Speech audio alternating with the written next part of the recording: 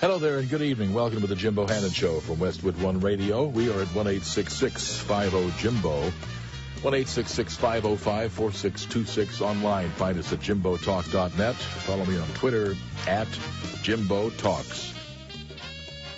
Ashley Madison. Well, we've said it. Okay, it was a month ago that personal data hacked from the website ashleymadison.com was made public. For those who have not heard, Ashley Madison is the Canadian-based social media and online dating site whose slogan is, "Life is short. Have an affair." They have been around actually for 14 years. They had an internal policy of not deleting users' personal information, real names, home addresses, credit card information. The hackers, identified as being from the Impact team, wanted the site shut down, and when the owners did not comply, the hackers made the user information public, some of which, we should note, turned out to be useless, as it was tied to false email addresses. They had not required email address confirmation to set up an account. But the rest of it was used by two groups, one, scammers looking to extort money from users with claims that more detailed information would be sent to their loved ones, and two, those interested in the public shaming of users. The latter perhaps more dangerous than it seems, as there were over 1,000 users from countries like Saudi Arabia, where adultery can be punished by death. All right. With that as part of the problem here, there were also thousands of accounts with email addresses linking users to the U.S. government and to the military. So, the consequences of the hack. Let's talk about that and what are the characteristics of its users with Rusty Lozano, a leading therapist and pediatric biofeedback therapist based in Texas at the Center for Biofeedback and Behavior Therapy. And Rusty, thanks for being with us tonight. Hi there, Jim. Thank you very much for having me. First of all, what have we learned, to the extent that we can necessarily believe it in all cases, about the folks who used Ashley Madison? You know, it's surprising. I think it's going to be really difficult to know that we're dealing with a substantial number. They're estimating anywhere from 20 to 40 million user accounts. Now, some of those being false, it's really difficult to know if those are legitimate numbers. But you're talking about all walks of life, and from military .coms and or .mil and .govs. It's a pretty widespread component. But what it is kind of indicating is that we're looking at a pretty substantial problem for many households across the nation and around the world, for that matter. Why didn't somebody just buy a billboard? Hi, Joe Blow here. Home address, home phone number, email. I'm looking for an affair. Just put it on some interstate highway someplace. I mean, the idea that if you're going to engage in this behavior, that you go to a website, I mean, seriously, morals and ethics aside, the stupidity involved is pretty staggering. It is pretty staggering, and it's disturbing. You know, I can recall one of the first times I actually heard an Ashley Madison commercial. I was on FX radio, and it sounded like a mattress firm commercial. And it was interesting to me because it was very normalized. Life's too short, have an affair. And they even had a catchy slogan. And they had different variations of that. And I just remember scratching my head. And I talked to my wife about it, and I just couldn't believe what I was hearing. But I think that there's a false sense of security with the internet and your information and the things that you do. And this is a tremendous lesson for a lot of households around the world. Well, I guess if you really have to learn that lesson, let me see here. You're telling me that going to some random website might not be a secure procedure? Really? I mean, what are we talking about here? My gosh, do any of these people have 3-digit IQs? Yeah. Well, I think it's the simplicity of it. And there's a lot that has to do with just the technology of social media. If you think about it, I was born in '73, and my generation, I saw a lot of the internet components as it was starting up, and how I lost connection with a lot of individuals I went to high school with. And then over the years, I think over the last 10 years, as Facebook surfaced, there's everybody online. And it's too easy. You see their statuses, single, divorced, in a relationship. And I think that people kind of ponder those chances and, missed opportunities, and they can go back and relive. So, I mean, I think that there's an instinct there that people are cashing in on and taking some risks. Well, taking a lot of risks. Again, I'm not advocating the practice, but I mean, if you're thinking about doing it one-on-one with somebody that you knew from high school, well, all right, whatever. Again, the morality of that is not particularly good, but at least it's not the same thing as just going to a pack of strangers someplace and saying, "Set me up." I mean, that is the part, I guess, about this that I just am boggled. That people will engage in such behavior, okay, they will, but that people will do it in this manner. Granted, my life is not like yours. It straddles the internet era, and a good portion of my life, including my adult life, have been before the internet. But it didn't take me long to figure out a lot of things, which is to say that people online may sometimes exaggerate about who they are. They may lie about who they are. Sometimes they may, in fact, attack you. They may, in fact, steal your information. I mean, these are just basic things. That's the first thing, I guess, that really struck me about this is that, but talk about a group of people who were asking for it as if it never occurred to them this would ever happen, that somebody could hack the site. I mean, really. Yeah, and that's false confidence. It's, taking a gamble on chance encounters, and, people who travel around and are out in different areas outside of the home, and they say, well, it's there, and it invokes curiosity, and it's taboo, and it's far too easy.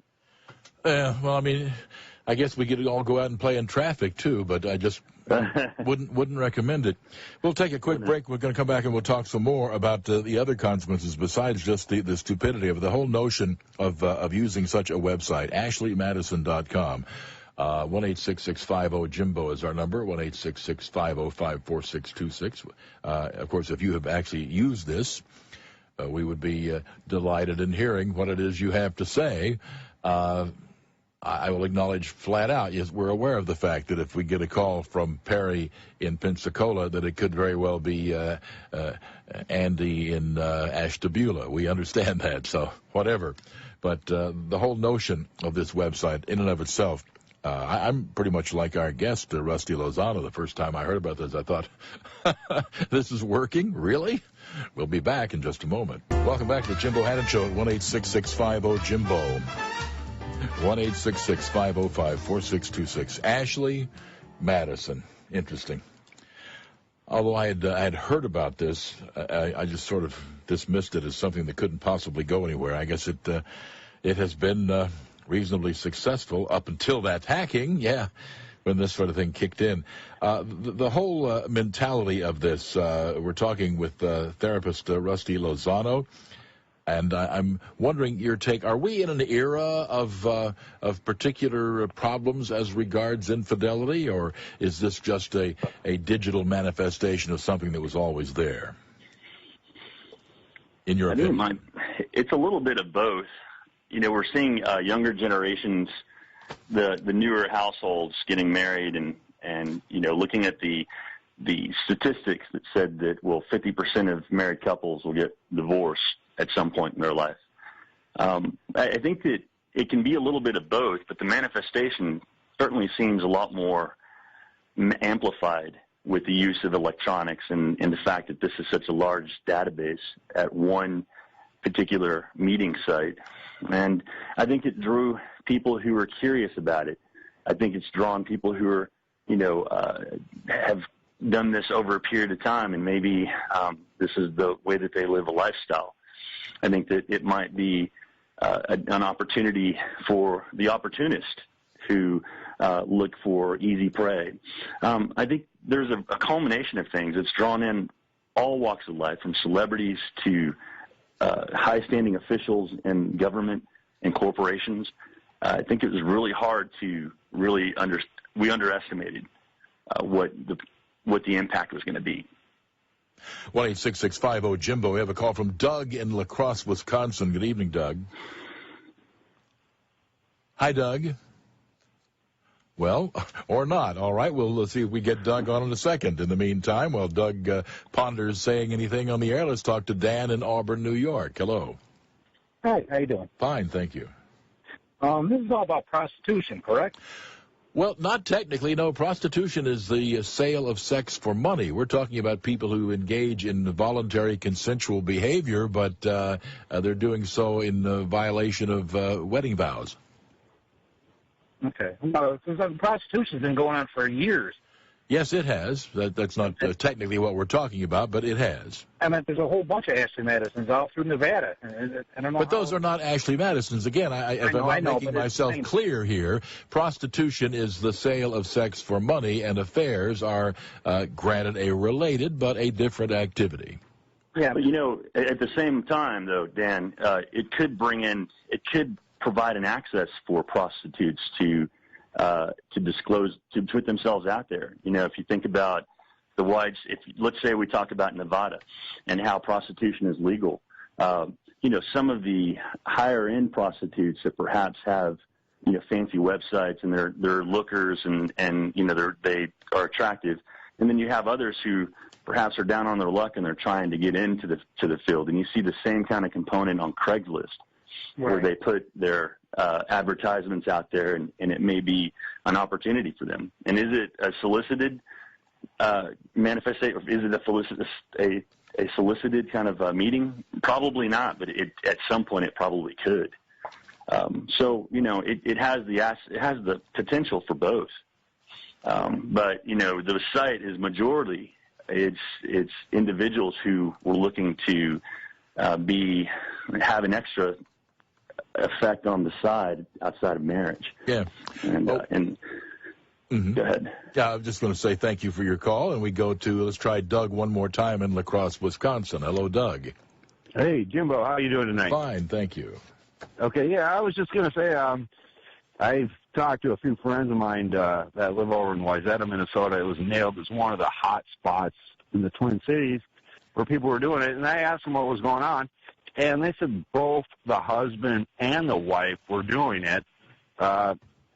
They just wanted to spice up their marriage, so they were going to Ashley Madison, and both the husband and the wife were going on to that site and playing around a little bit. It was like a swing. Well, there might be such people out there. I'm not sure that you would technically call spouses who agree that they're going to do this. Swingers, I guess, is the term that are used, and they do, by the way, have websites. I'm told. I've never certainly been to one, but that's a little different, I suppose. I'm not sure the extent to which you would call it cheating if you have mutual consensual cheating. We're into new concepts here, frankly, Rusty, that boggle the imagination. But I don't suppose that swinging is quite the same thing as what I think of as the traditional use for Ashley Madison. I'm sure there are some swingers there, but I would imagine swingers would go to a swinger website, wouldn't they? Yeah. Unless they're looking for fresh meat, and then they find this as a conduit to access, some curious individuals. But I think that this kind of site probably attracted several types that were in devices, and it drew in all types of populations. Wow. So from those who are curious, from prostitutes to perhaps even those who were swinging couples and were looking for, expanding their Rolodex, if you will. If you will. All right. Thanks, Doug. Appreciate your call. We go to Don in, excuse me here. Let's see if we can get rid of, let's go to Don in Butte, Montana. Good evening, Don. Yeah, hi. I heard an interview on the media about this issue, and they interviewed an internet analyst who analyzed the code for Ashley Madison, and what they discovered was that the majority of people were men who use the site, and typically, in the vast majority of cases, they were not hooked up with real people. They were passed off to contracted affiliates who hooked them up with chat bots, and they were engaged with these chat bots, and in many cases passed off to porn bots, which is an automated system for sex talk. In other words, you're saying that for one thing, that Ashley Madison subcontracted, and that two, we're not talking about actual sexual encounters, but just people who talk dirty? Yeah, people who talk dirty and porn bots that talk dirty. So, in other words, the site was more of a scam than anything else. Well, I just asked our guest. I read that. Yeah. So I heard that study. Your take on what Don brought up then? I heard that study. I heard that a lot of the accounts that were females were actually either males that were posing as females, or they're actually these automated smart software devices that were designed to pick up on feeling words and was really about sexting. It's interesting. There's a movie that depicts a concept like this. It's called Her. I don't know if you've seen it, but no, I must confess I'm pretty much a virgin venturing into this whole discussion tonight. Well, it's pretty funny because it's I forget the actor's name, but it was what was that actress's name? I'll think of it here in a second. But he had downloaded software onto his computer, and this is the movie Her. And all of a sudden, there's a voice on the other end of the phone, and it was actually a little microphone. And he carried it around with him, and he had a little camera on his chest, and it was a virtual type of relationship. And it was a software device the entire time. It was funny because whenever at the end of the movie, the company actually shut down. It's a lot like this Ashley Madison component. And then he and a friend of his who was a female, they were both sad and mopey to find out that they were both on this computer component. And talking to more to the voice, she had over 30,000 users. And so it shattered him to find out that it wasn't just him on the line with this that was explicit with her. So it's interesting, but I think the technology is really brought us to a point where things like that can happen for sure. But I did read the study regarding a lot of the accounts, a lot of the females that were on Ashley Madison were actually false accounts, and they were run by either males who were contracted to act as females, or there were just automated systems that just picked up on sexting words. We do live in a strange era, do we not? It's very strange. Yes, I'm reminded of a story that we actually carried on the air some time back, in which a married man, solicited the services of a prostitute, and shall we say there was surprise all around when he discovered that the prostitute was his wife. Well, anyway, you have to figure the next Mother's Day was probably strained in that particular household. I'll tell you what, we're coming up on a break here, so just stay on the line, everybody. We'll get to your calls, but we'll continue our discussion with Rusty Lozano, a therapist, as we discuss the Ashley Madison phenomenon, the hacking, of course, and that's been a problem, I'm sure, for a lot of people, and also the entire mindset that goes into this. 1-866-50-JIMBO, 1-866-505-4626, with more calls to come. And if you've actually, partaken of the services, we'd be curious to hear your thoughts in just a moment. Welcome back to the Jimbo Hannon Show at 1-866-50-JIMBO. We're talking about the Ashley Madison phenomenon, and, of course, that website, which openly proclaims life is short, have an affair, and had been in business since 2001, got itself badly hacked a month ago, and since that time there's been the release of some data regarding users there, some of the information useless as it turns out, and Rusty Lozano, a therapist, is with us tonight to talk about the phenomenon. Tonette is in Chincoteague, Virginia, to join the discussion. Good evening.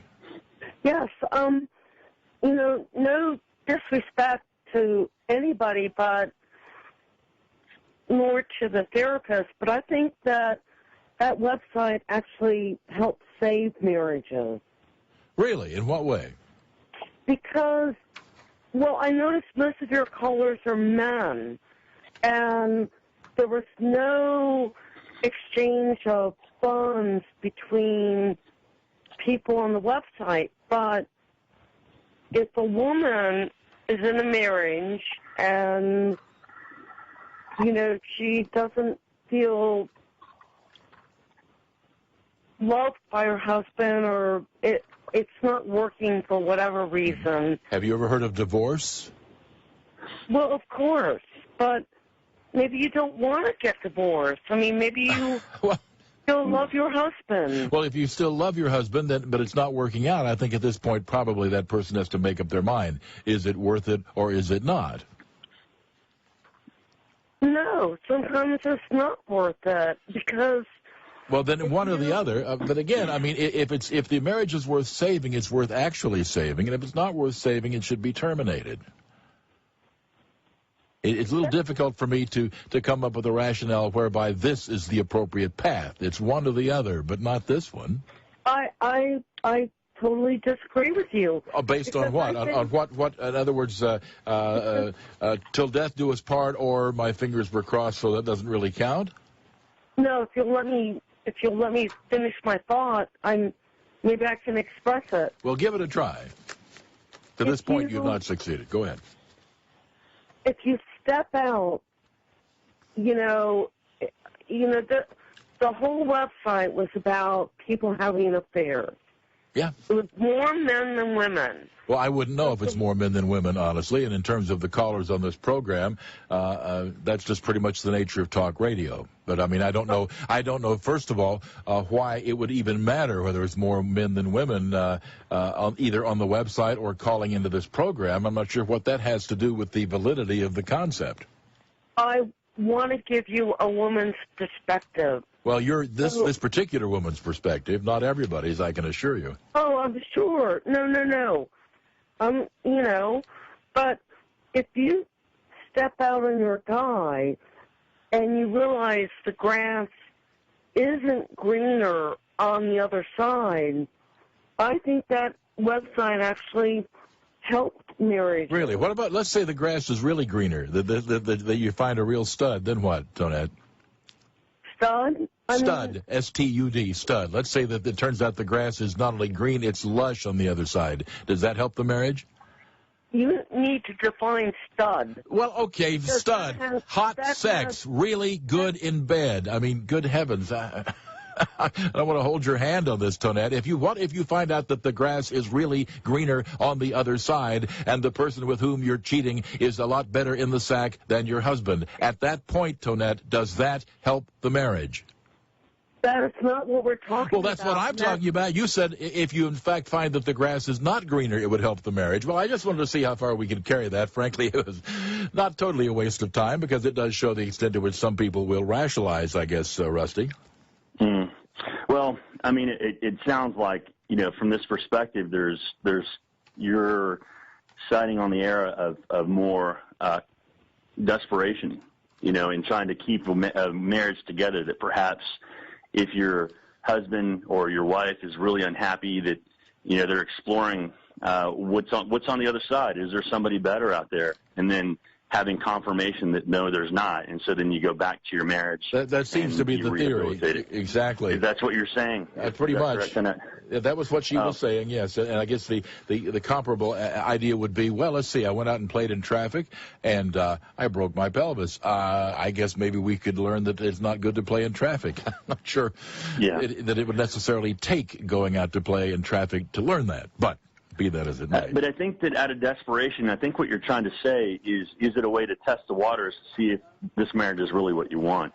And I see your perspective and where you're coming from with that, but reminding you of the destructive nature of the component, the whole series of the website. It is a branching out from your nuptials, and it's a home destroyer, and it's a massive risk that children are involved, and there are people's emotions and their the status at work. I mean, it's a massive risk, and so my recommendation for something like that, if you're looking for closure, would be to seek out counseling, go seek out therapy, couples therapy, marriage therapy, to bring this kind of concept out in the open, and see how your partner responds, and pursue this from a therapeutic perspective, and not to play this dangerous game. You're not the only one that's at risk here. It's people that actually could end up making a mistake and then they lose their household because of it. So understanding your perspective out of desperation, it could save marriages. But at the same time, what are the repercussions for the others involved? If that's the attitude you have about your marriage and seeking help, there are other healthier ways to do it rather than to take such awful risks. One would think. To Alan in, this is Iowa, Sioux City, Iowa. Good evening, Alan. Hey, well, I'm coming at this from a little different perspective other than just the Ashley Madison. Okay. Well, I'm divorced, and in the whole thing, other apps like Tinder and Tango and Snapchat all had a big kind of influencing factor on the whole thing. So it's not from me, it's from my ex-wife. Mm-hmm. So I understand Ashley Madison, might have been mostly men, but I think that there are women out there who do this as well.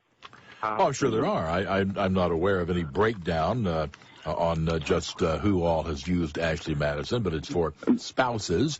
The usual thought, the stereotypical assumption is that it would be mostly men. I don't know that for a fact.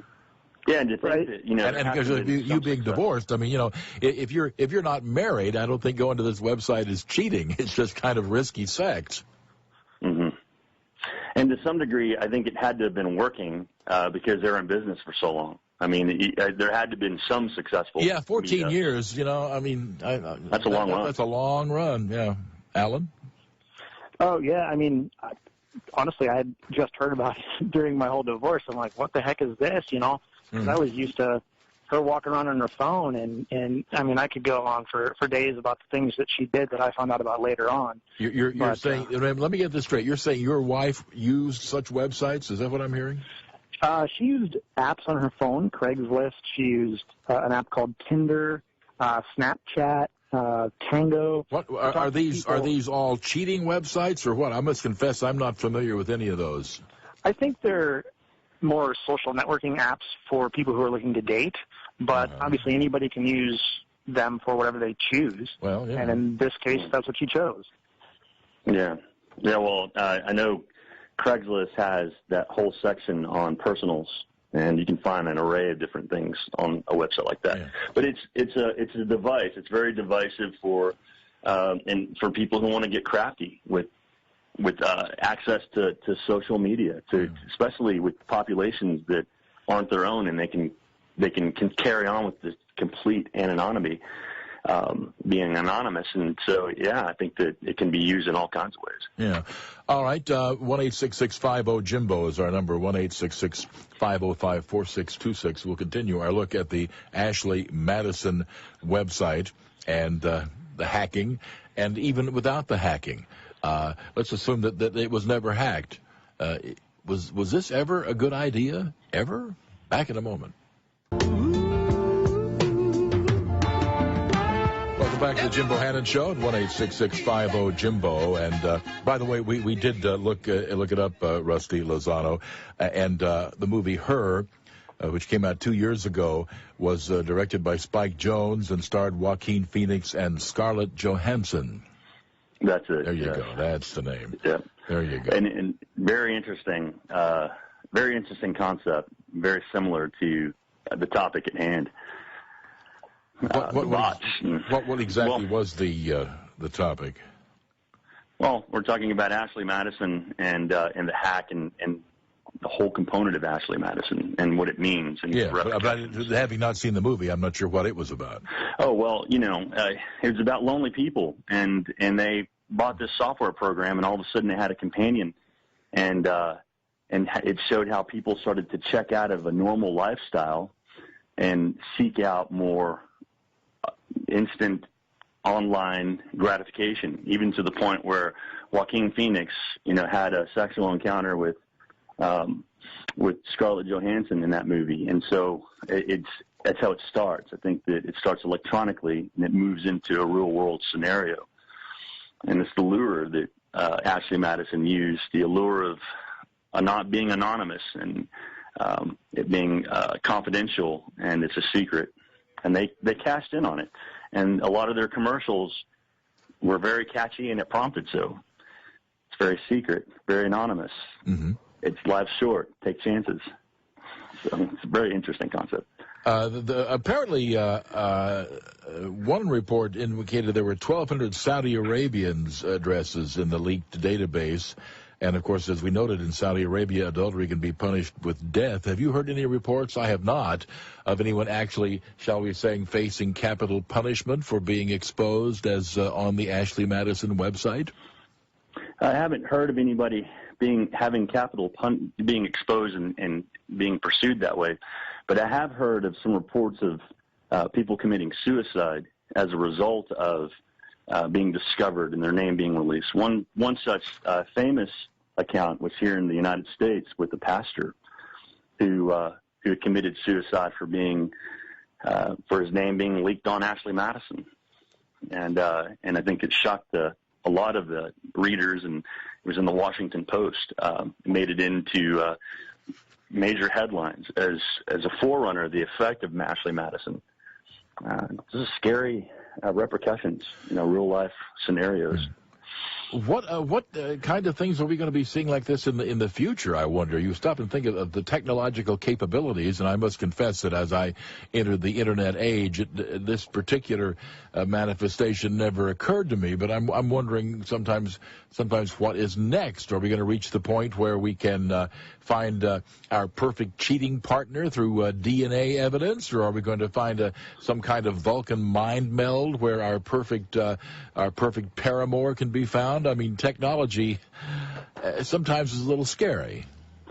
It's very scary, and I think that we lose part of our humanity as we get more involved, and we cross over into just day-to-day business transactions. I think to answer your question about where is this heading, it's interesting as I continue to do research about this topic, how the whole concept of androids and robot sex dolls are now going to be the way of the future, and it's interesting because there's a website, and it's realdolls.com.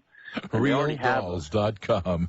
Mm-hmm. And these are human life-size sex doll mannequins, but now they're actually exploring using Android technology to make them more interactive. And so never has the term interactive covered more potential than in this particular circumstance. I must confess, I've read about this, and of course my initial reaction was this is sci-fi at the intersection of sci-fi and Comedy Central. But yeah. I'm looking at some of the things that are being done these days in robotics now, where you've got virtual Robbie the robot, which goes back to the 50s and 60s. You've got today robots that are being used in household chore performances that, in fact, approximate that. So, do you really believe that we will see what amount to robotic women of the night? It's interesting. I think that sex sells, and a couple of these who are already positioned in a place to do so are truly exploring that possibility. In which case, I think that it's not so much then a shame for households and individuals, but it's a shame on our humanity. It's a shame on us as a human race that we've allowed technology to surpass our evolution of intelligence, or evolution of interpersonal connections and relationships. I think that it would be a tremendous shame to raise kids and have families that witness such things. And I don't know, I keep deferring to these movies. Well, these are reflections of culture. Yes. Or lack thereof. Lack thereof. I think of the movie Artificial Intelligence, AI, and those were sex dolls that were perpetrated, and then they were moved into an arena where they were destroyed for pleasure, and people were revolting against the machines, except for they saw one that looked like a child. I think of the movie Bicentennial Man that was played by Robin Williams. All right, well, hold on to that thought. We're coming up on a break that does not move. At least it's moved more than it should have. And we'll come back and we'll take a look at this Robin Williams movie in just a moment.